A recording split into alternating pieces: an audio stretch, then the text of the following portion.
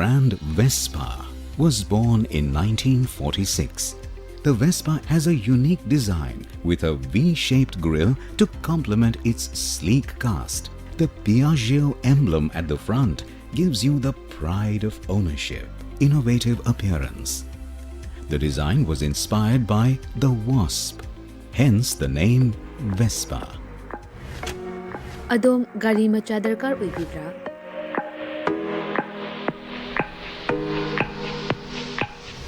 Supnagi minute kuntragi manungda document ichang changdana Vespa amadi Aprilia gi apamba model sing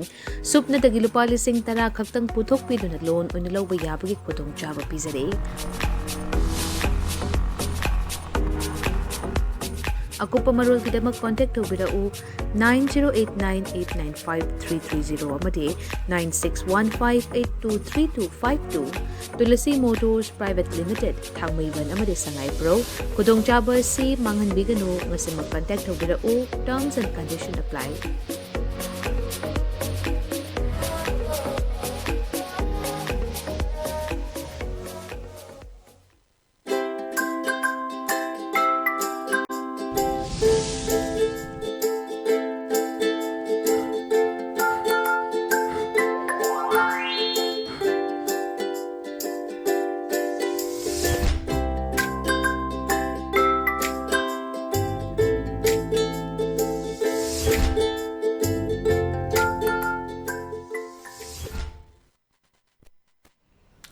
Good afternoon, ELITETV test of cartoon Maha Mingta Virus Sutara Mokchari, Maru Nangasidagi, Amos Yorong in Mikudingi, Pung Amada, Life Aduga Pung Maridana Hoi, Differ Life, Repeat Telecast and Tamzama Aduma program ni Maruina,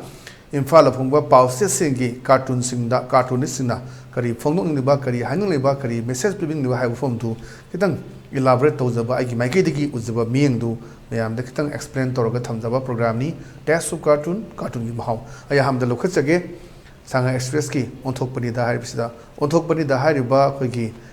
cartoon sida yengbiu garamba photo no uriba sena happy basi tummaga leiba se khoi Bharat ki prime minister gi photo ni aduga leiba sida da atai te yauriba sing sida khoi Manipur gi shem man ba yaure atai myam man bam su yaure adu sida khoi ben bazai ga khong dana ma hodok gi phibam ni leiba post adai da sida dialogue hairi se masine Amukta Hodone, Nanga Natradi, Yararoinena, Hodoibasi, Amisagi, photo Somali, Yang Seduka, Atopazna, Ben Bazayo Kongana Ramaiwan Givarida Yauba, Kaino, Hodopi Matang, Donu Singlay and Haziksi, Narendra Modina, Manipuri Ladiva, Ishusi Matang, the Kaimo from the Pangdava, Pura Manapam, type the Karim the Tata, the type Ta Mehena, Nimit Yankani. Hokiba, Megatang, whom the Guinea, as it Dungetang, could Marisure, Tani, Fazalacadore, Siba with the white machet over hide and a heck Manipurgi Susi Matangsta, hide the wish that one to one but section kia to give Manipurgi, Praza, Meam, Silo in the Max Hounaba at the same time, to one national media, the Sukaino, Hanak Narendra Modina Simana, Mangani Gitura, America, Egypt, Katsalaga, Sikari Noisi, to one but Wahankia Mahang Basiakwe, Tendra Wafamni, Adani. Sayda Yamna Fazaba, one took labor, Quiki, cartoon Nitamisimana, Tummagaleraga, when Hodopagi films in Aguina, Ramayan Guarida, Quiki, Kumbakanana, Tummagali Gido, Hodopangam Dava, Wari the Yawa, the film the later bra, Manipuda has you may chai, but secret the Kandra bra.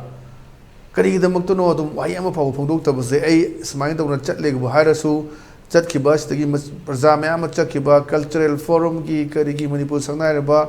Adagi opposition party ki ruling party ki adu ruling masa muksu oiriba singida unaram daba wayam to haram daba sikari gino haivsi adura mayam da ko Orissa da handak train accident thokku matam dadi kudak ta pasandna adu akoi si third class citizen namana thammabra kaina to atom section kya digi hangba kari gino mana haide se wayam haide hidden agenda kari lei Amit Shah da mana noi singnagi bra kai form si mayam khanaba adu wafam du da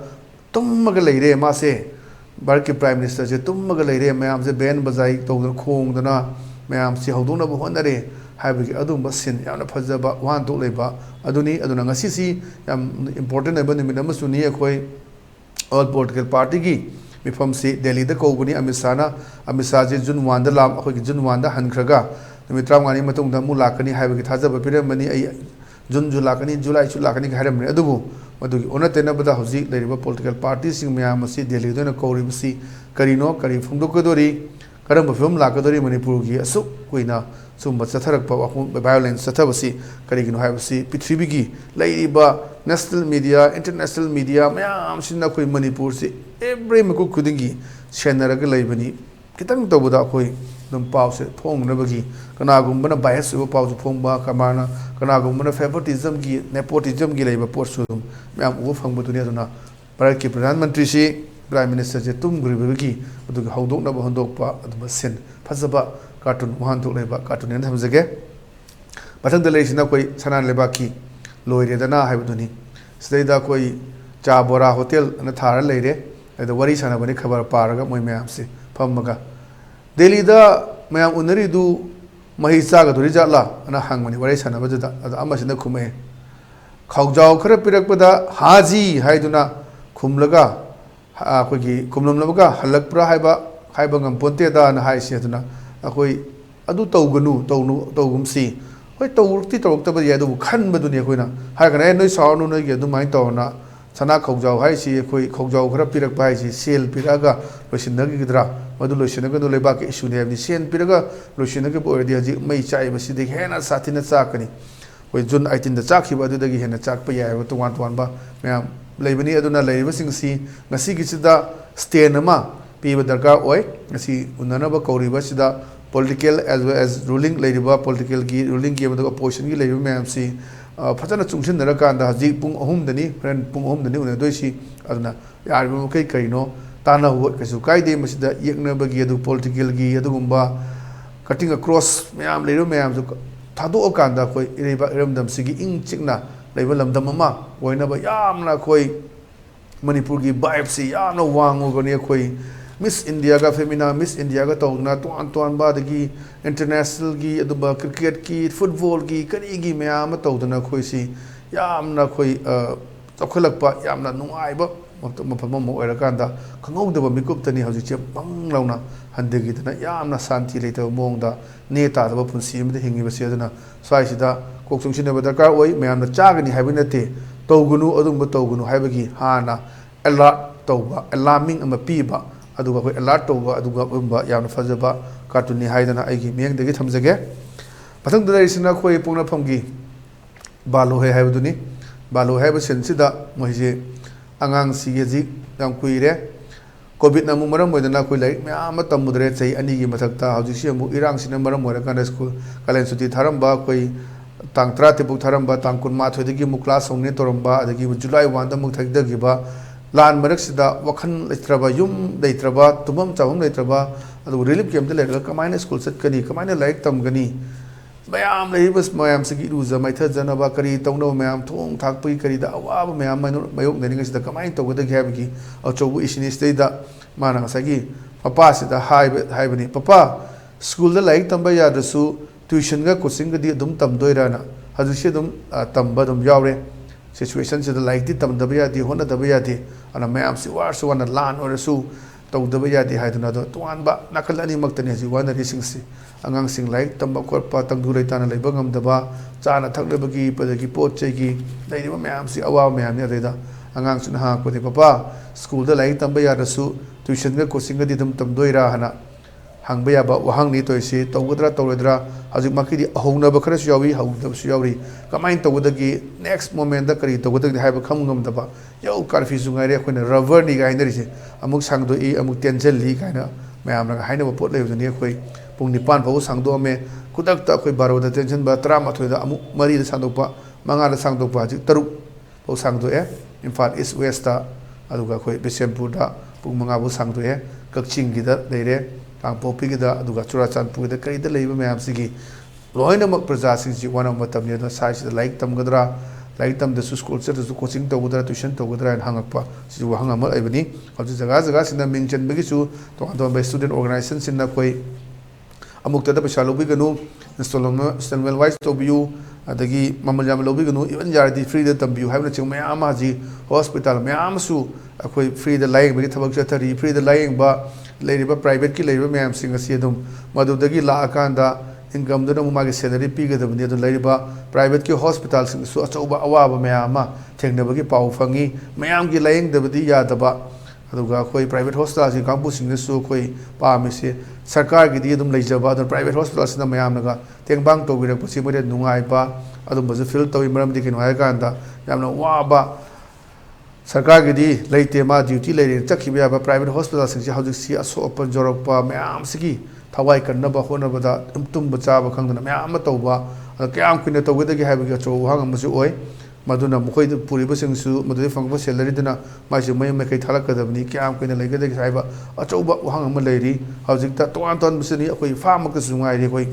staff सिंग की salary पीना होनबदा अवाब ओइनबा ओइरिबनी अन साइसिदनी कमाइन तौगदगी हाइबा चो वहंग म ओइरी अन सिगुम्बा अंगांग sing like तंबगी खोटपगी Sissu हंगपो वहंगनी खननिंगाय ओइबो फमने थमजगे मथंग लेजेसिना खोय वेलन पाउगी अस लोइरी हाइबसिनी स्टेदा worry सानबनी अमजना my officer ओइदोनी अददा मान हाइबदि मागी कनोसिना my secretary नत्र my मखाद लेब हाय तारे आई लेबाक से ले जेरिंद्रे सार हायना हाइबदि अददा माय सार सिना खुमकपनी आइदि मपादा जिमन खो लेबा कुइरे हायदना मैम से हजी सेल थोम पाइब कांगबु सिंगसिदि अयामना कोई मणिपुर लेनेद्रे बेंगलोर फ्लैट लेबा अदुगा दिल्ली फ्लैट लेबा मुंबई लेबा अदुगा मैम से कोलकाता लेबा मैम सिंगसिद लोइना चेनरगा इंटरनेट थिंगकपदगी लेबा ngमक्तबा मैम से अदुनादगी हाना पैसा पाइरम बंदा फ्लैट अमम लेसलगा लोइदे लेनगिबा मैम से तौका अदुना सर आई लेबाक से ले जेनिंग्रे सर हाइबने अदे माना आईदी मपांदा जुमन को लेबा कुइरे हाना ऑलमोस्ट रेडी द लेरगा थंबदुनि नमेजि मैम अदुम टूर की टाइप ता मणिपुर लान हौरी अदुगा मयाम अमदी लान जेन्नबा हाइगद्रा लान थैबा हाइगद्रा मयाम अम हजि बेंगलोर दा अदगी से बैंकॉक ता अदि कोलकाता दा मुंबई दा गोवा दा मयाम अमा चनबा अदुम कोइ उबा फंगी अदुम फेसबुक की दा करीदा स्टेटस ता थागलकपा मयाम सु उबा फंगी मदु चली चति हाइबि वफम नति हानना खंगबा दुना सिचुएशन से सी लेना तंबगी वफमनी मदु दा कलकपा मिहोबा अदुगी वफम नते हाइबा कार्टून सिदा फोंदोक निंगसे मथंग लेसिना कोई इचेल एक्सप्रेस की नई रेहे हैबदुनी सिदा वारी सनै सी मरुइना सिदा कार्टूनिस्ट ना उनिंग से कोई कुकी मिलिटेंट सिंगनी सिदा उलिसि माना अदुगा माना फोंदो वफम सिना ngasi nomani sidagidi faba pumba tarokado mali he ana haiba amadru khume surrender tawbuna fadoi jalo khangde DGB su singrabani haibdi aduna size ne koina assume tawdu wani DGB singraga di kana oigedagi haibaduna kulai ji hanak marak stage di nongni sida phabu ba ji yakanna koi CBI ne lokhale ba kongtang jinga masung tam ani baka tawi haibgi pau phangi tampa khakdi tawbe aroi chap manana tawgudabni haiba tampa ki miyam na phongdo basu lai chingi jaga sunga su haji mass combing operation jathai haibgi hom su lai ana toan toan ba koi police station sing aduga gun house tagi lut tawgi ba nomai sing lakhi ba mayam sing adu haji khutpana bagi haji phawda nongmai lising amaga sumna mawdra nipan maya mawdra manga phagatle aduga maruda lising trai tu trong de phagatle bom chani yang kai maya phagatle haimna chingba mongkum manga chani yang kai mai phagatle haibagi homsu leigrabani ana adugi leiba situation sida ne koina hogi cartoon sida u bai ta ida magi mieng duni sida ai kanam tagi foreign against ki wafam nate cartoon sina piriba cartoon sina phongdo ji kaino haibdu mayam de elaborate to ani aduga basida koi eta bias leiba adu wafam nate aduga foreign against leite aduga si wafam da taseng da sina ye iba lai du wan to adu akhoi khitang explain to wan karino phongdo mayam sen khangbiram ne adubu amukta da koi family amada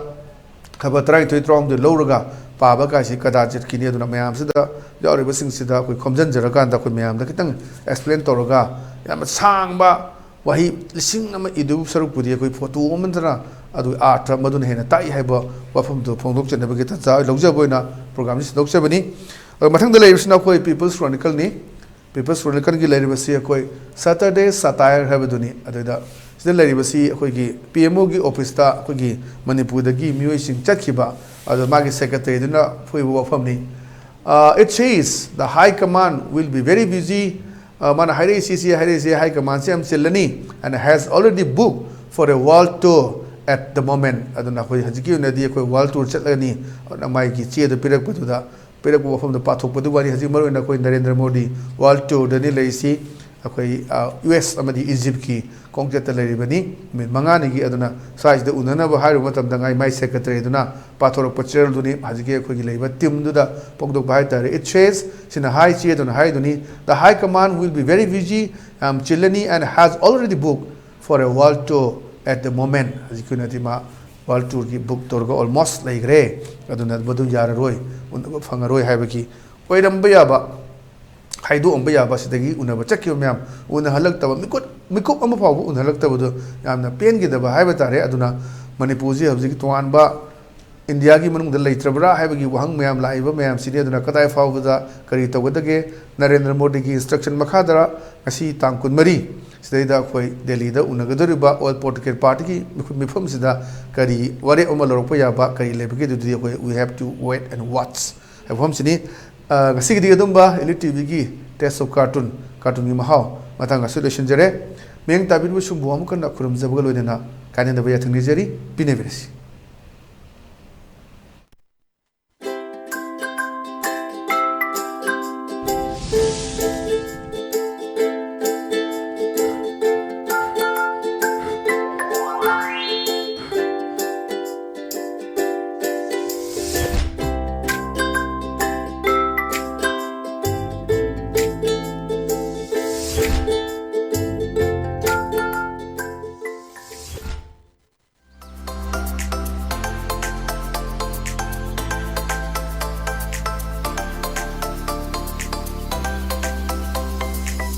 The legendary brand Vespa was born in 1946. The Vespa has a unique design with a V-shaped grille to complement its sleek cast. The Piaggio emblem at the front gives you the pride of ownership, innovative appearance. The design was inspired by the wasp, hence the name Vespa. Adom gari macha darkar oibibra?